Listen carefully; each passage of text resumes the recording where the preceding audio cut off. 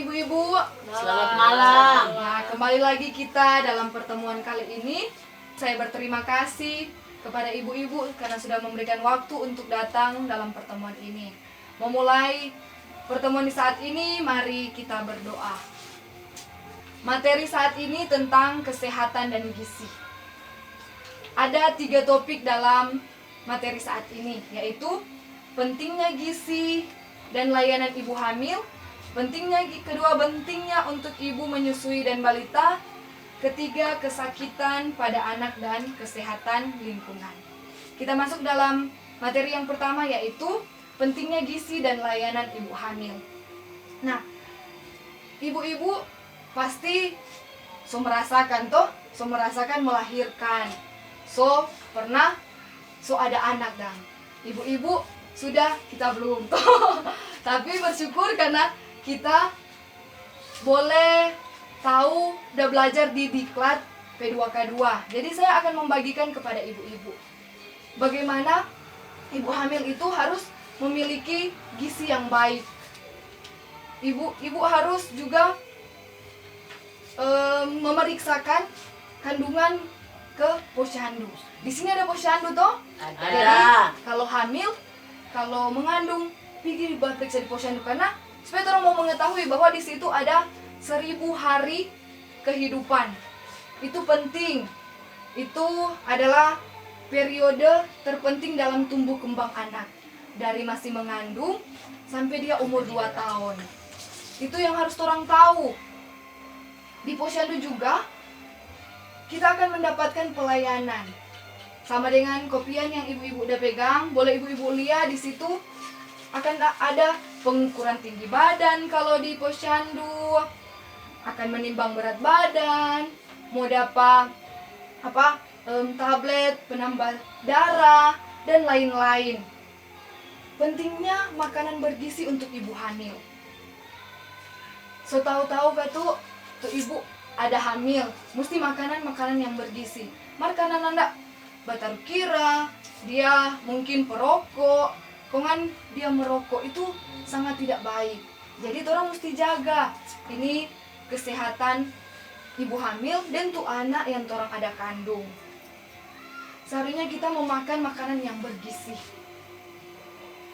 Kita juga setelah kita mengetahui tentang ibu hamil, kita juga di sana akan mengetahui bagaimana setelah melahirkan.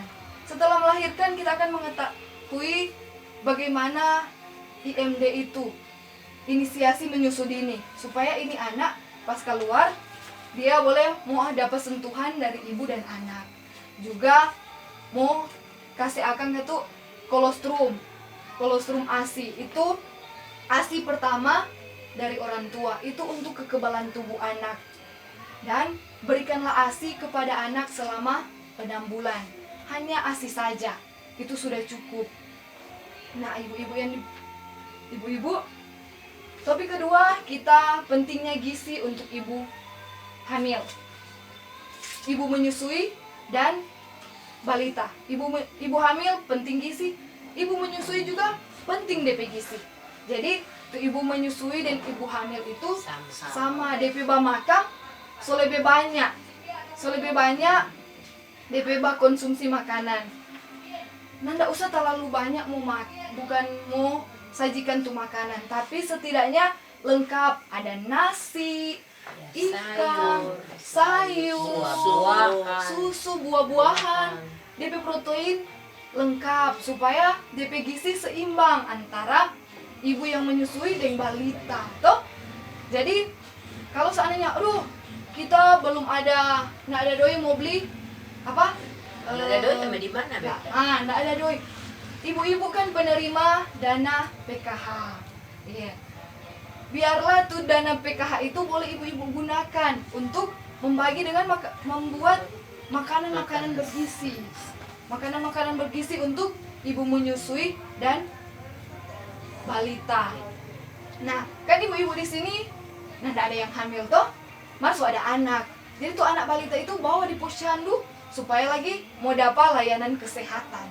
Dan ibu menyusui juga mendapat layanan kesehatan.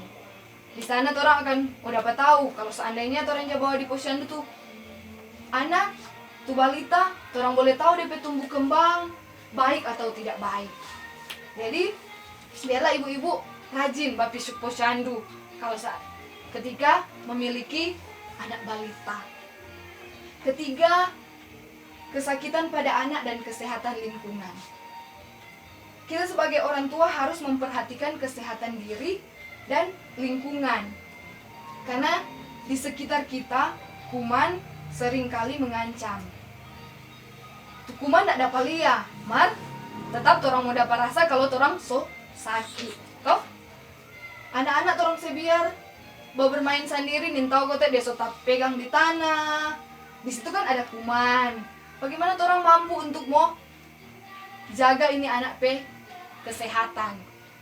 Kalau seandainya ada penyakit diare yang tuh BAB 3 kali lebih dalam 1 hari, di hari-hari pergi dah mau pergi di WC itu diare. Nah ada juga penyakit cacingan, ada malaria, ada DBD. Itu karena apa? Karena virus, karena kuman. Nah sama dengan sekarang pandemi COVID, toh COVID yang diharuskan orang menjaga kebersihan, cuci tangan. Kalau orang jabat di WC kan ada anak-anak yang sembarang-sembarang di WC, buang air besar sendiri, nanda bagus, nanda baik, nanda jaga lebih kebersihan. Mari orang sebagai orang tua orang jaga supaya anak-anak boleh terhindar dari sakit. Nah, orang buang air besar pada tempatnya, di tempat yang bersih, rajin cuci tangan, mengelola air bersih dengan baik. Tong juga gunakan kis dengan sebaiknya. Kalau orang semua di sini ibu-ibu KPM tetap dapat kis toh, dapat BPJS karena so terdaftar. Biarlah itu dipergunakan dengan baik. Boleh sampai sini? Boleh. Nah, ada pertanyaan? Ada. Apa? Untuk buang air besar apa boleh di sungai? Nah, buang air besar kata boleh di sungai. Tidak ibu-ibu, itu tidak baik. Tidak baik untuk kesehatan dan juga tidak baik untuk lingkungan. Kenapa? Kalau dia menyebar DP kuman, siapa tuh mau dapat? Tetap akan ada kuman-kuman, akan ada sakit yang mau dapat. Jadi tidak boleh untuk buang air besar atau buang air kecil di sungai. Boleh? Ada lagi? Nah, kalau sudah tidak ada, biarlah ibu-ibu boleh mengerti, paham untuk materi ini dan akan diaplikasikan.